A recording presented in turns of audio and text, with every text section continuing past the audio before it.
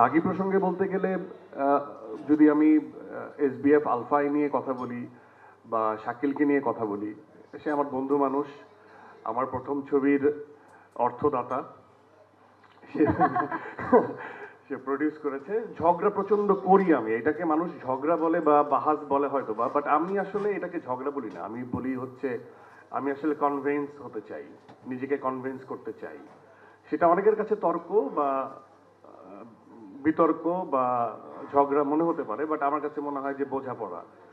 হ্যাঁ, তো শাকিলের সাথেও হয়, বিরক্ত হয়, আবার কাছে টেনে নেয়। শিহাব শাহীন সম্পর্কে বলতে গেলে তার সাথে আমার আসলে তর্কই হয়, ভালোবাসা প্রচন্ড তর্ক হয়, এবং এটা তর্কটা দিনকে দিন বেড়েই চলেছে।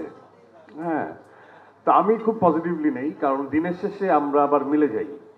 তো এখন তো এটা মুখে নাই, এখন হাতাহাতি পর্যায়ে চলে গেছে, শিহাব সাহেবের সাথে তর্কটা মুখে নাই।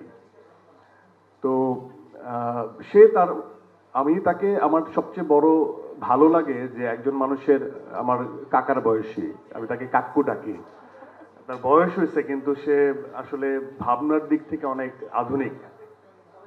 শিহাব ভাই চাইলে কথা বলতে পারেন, উস্কুস উস্কুস করতেছে, তর্ক জয়েন করতে পারতেছেন, আমি দেখতে পাচ্ছি। এটা বললি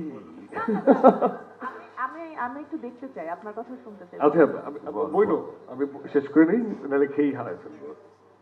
তো শিহাব শাহীন সম্পর্কে, কারণ প্রশংসার কথাটা আসবে এখন আর কি, যে আমার কাছে মনে হয় যে উনি যতই বয়স্ক হন না কেন, ওনার ভিতরে যে বাচ্চা সুলভ আচরণটা আছে এবং ওনার যে সফটওয়্যার প্রতিনিয়ত আপডেট হয়, তো এই জন্য উনি মনের দিক থেকে এবং কন্টেন্ট বলার ক্ষেত্রে উনি খুব আধুনিক, এবং ওই স্টাডিটা উনি রাখেন।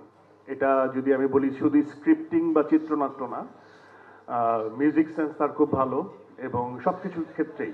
এবং অনেকে তাকে বলে হিট মেশিন, আমার কাছে মনে হয় যে উনি আসলে সময়টা ধরতে পারে যে এই টাইম লাইনে আসলে কি ডেলিভার করতে হবে, এবং একই সাথে তার যে যারাই কাজ করেন তাদেরকে দিয়ে উনি কাজটা বের করে নিয়ে আসতে পারেন। আর অনেক লিমিটেশন আছে, সেটা এখানে বলা যাবে না, সেটা পার্সোনালি বলতে হবে।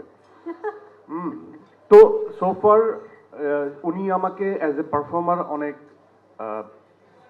স্নেহ করেন এবং সম্মান দেখান, এবং যত তর্ক বিতর্ক যাই হোক না কেন, অ্যাজ এ ডিরেক্টর আমি তাকে প্রচন্ড সম্মান করি এবং তার প্রতি আমার অবশ্যই আস্থা আছে এবং আমাদের সকলের আস্থা আছে। শিহাব ভাই, আই লাভ ইউ, আমি তোমাকে ভালোবাসি। স্পেশাল একটা আল্লাহর নাম থাকলে অনেকে অনেক হয়তোবা লাক ফিল করে। আপনারা হয়তোবা এরকম অনেক ঘটনা আছে, আপনারা যদি মুভি লাভার হন, এটা একটা মেটাফোর, এটাও একটা ইঙ্গিত। হ্যাঁ, হঠাৎ করেই কেন এই নাম্বারের কয় দিছে, তো আমার মনে হয় যে আল্লাহর নাম থাকলে হয়তোবা একটা লাক ফেভার করে। তো নিশান চরিত্রের হয়তোবা ভাগ্য এবং দুর্ভাগ্য দুটোর সাথে হয়তোবা এই নাম্বারটারও মিল থাকতে পারে, সেই জন্য আসলে আবার সিনেমাটা দেখতে হবে আর কি।